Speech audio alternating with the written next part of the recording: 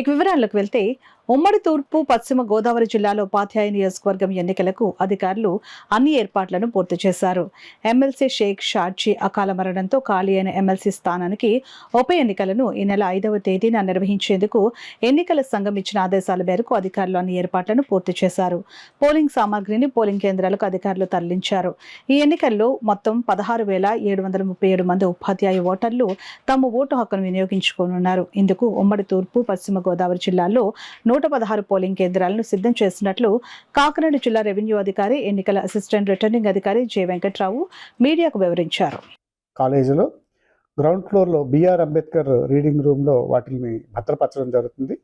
వాటిని మళ్ళీ 9వ తారీఖున అవన్నీ బయటకు తీసి 9వ తారీఖున అక్కడే ఉన్నటువంటి రీడింగ్ రూమ్లో కౌంటింగ్ అనేది జరుగుతుంది.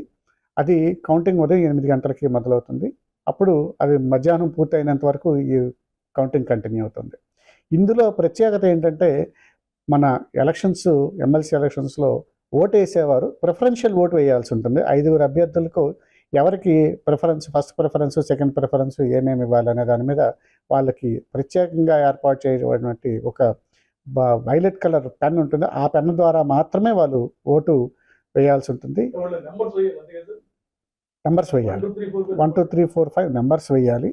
అదేవిధంగా వారందరికి కూడా వారు ఇప్పటికి ఎవరికైతే ఓటర్లుగా నమోదైనటువంటి టీచర్స్ ఎవరైతే ఉన్నారో వాళ్ళందరికీ ఆ రోజు స్పెషల్ క్యాజువల్ లీవ్ కూడా శాంక్షన్ చేయడానికి ఇప్పటికే ఆదేశాలన్నీ ఇవ్వడం జరిగింది. అలాగే ఏ ఏ కార్యాలయాల్లో ఈ పోలింగ్ స్టేషన్స్ ఉంటాయో ఆయా కార్యాలయాలకి ఈరోజు రేపు సెలవు దినంగా కూడా ప్రకటించేటటువంటి ఏదైతే ఉందో జీవో ఉందో దాన్ని కూడా అందరికీ తెలియజేయటం జరిగింది.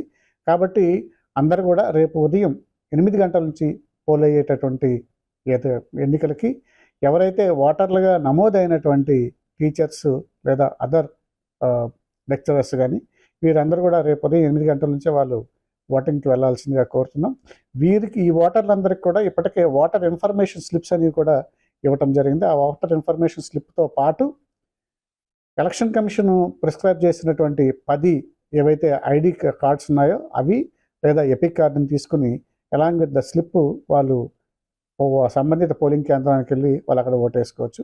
ఆ స్లిప్ అనేది ఉన్నా లేకపోయినా ఖచ్చితంగా ఐడి కార్డు మాత్రం ఉండాలి. ఐడి కార్డు ఉంటేనే లోపల ఓటింగ్కి పర్మిట్ చేస్తారు. కాబట్టి ఓటర్లందరూ కూడా ఈ విషయాన్ని ఉండాల్సిందిగా కోరుతున్నాం. అదేవిధంగా ఎవరికైతే ఓటర్ స్లిప్ మిస్ అయితే ఆ పోలింగ్ కేంద్రం పరిసరాల్లో ఒక హెల్ప్ డెస్క్ను కూడా పెట్టడం జరిగింది. ఆ హెల్ప్ డెస్క్ దగ్గరికి వెళ్ళి వాళ్ళ యొక్క పేరు చెప్తే అక్కడ కూడా వాళ్ళ యొక్క ఓటర్ లిస్ట్లో సీరియల్ నెంబర్ కూడా తెలియజేయడం జరుగుతుంది. అదే కాకుండా పోలింగ్ కేంద్రం పరిసరాలు 100 మీటర్ల రేడియస్లో ఎవరు కూడా ఎటువంటి క్యాన్వాసింగ్ కానీ ఎటువంటి రాజకీయ సంబంధమైనటువంటి కార్యకలాపాలు చేపట్టకూడదు. కాబట్టి ఈ విషయాన్ని కూడా అందరూ కూడా గమనించాల్సిందిగా అందరికీ తెలియజేయాలి.